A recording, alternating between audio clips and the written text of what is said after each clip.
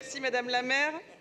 Mes chers collègues, tout de suite pour répondre à mon collègue Julien Bargeton, un petit mot parce que y a quelques choses qui m'ont un peu rendu circonspecte et en même temps pas tellement. Mais pour moi, une réforme, c'est pas forcément lié à une économie budgétaire. Je pense qu'il faut quand même qu'on puisse se le dire ici. Une réforme, elle peut être ambitieuse.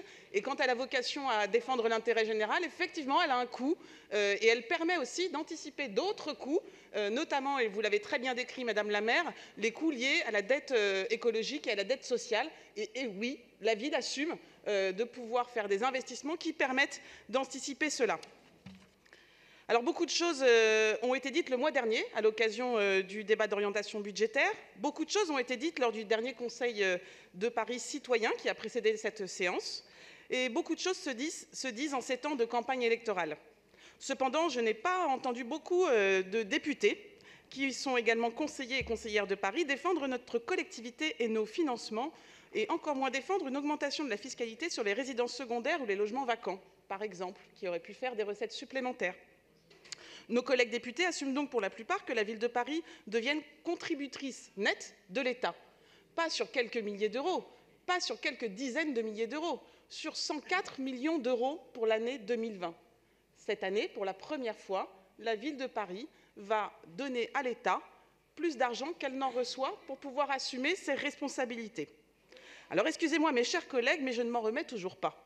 Je ne comprends toujours pas comment l'État peut rester très absent à propos des défis que doivent relever les collectivités en général et la ville de Paris en particulier, sur l'accueil des exilés, sur l'augmentation du nombre de personnes à la rue, sur l'augmentation des violences et des discriminations, sur le fait que nos hôpitaux, nos tribunaux, nos commissariats soient au bord de la rupture, sur les fermetures de nombreux accueils physiques des services publics relevant des missions régaliennes de l'État.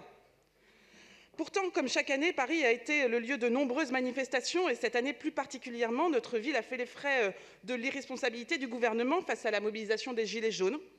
En ce mois de décembre, le gouvernement persiste dans son entêtement de ne pas écouter le mouvement social.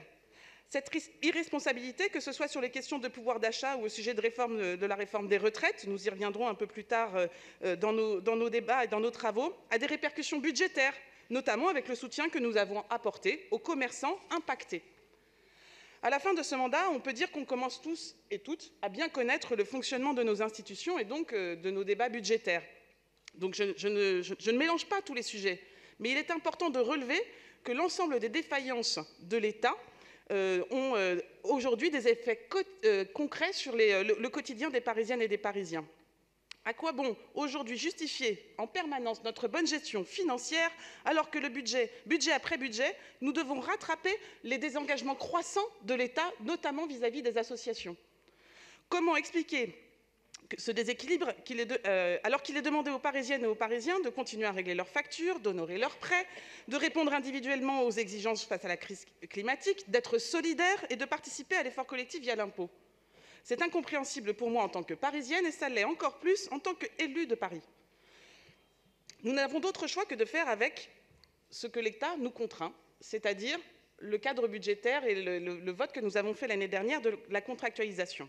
C'est pour ça que nous pensons qu'il faut marquer le coup et que vous pourrez compter sur le groupe Génération, Madame la maire, pour soutenir toute initiative qui tentera de faire comprendre au gouvernement que ce soit sur le fond de leurs réformes et leurs décisions comme sur la forme, notamment dans la non-concertation, que ce n'est plus le chemin que nous devons suivre.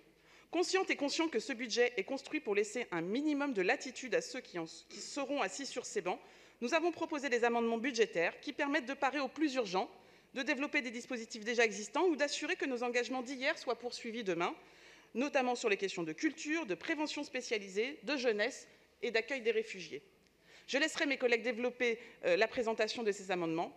Je suis intervenue dans les premiers orateurs et oratrices et j'espère sincèrement que les députés présents aujourd'hui prendront le temps d'expliquer sincèrement leur positionnement vis-à-vis du projet de loi de finances qui a été débattu à l'Assemblée nationale et qui continue de nous inquiéter. Je vous remercie.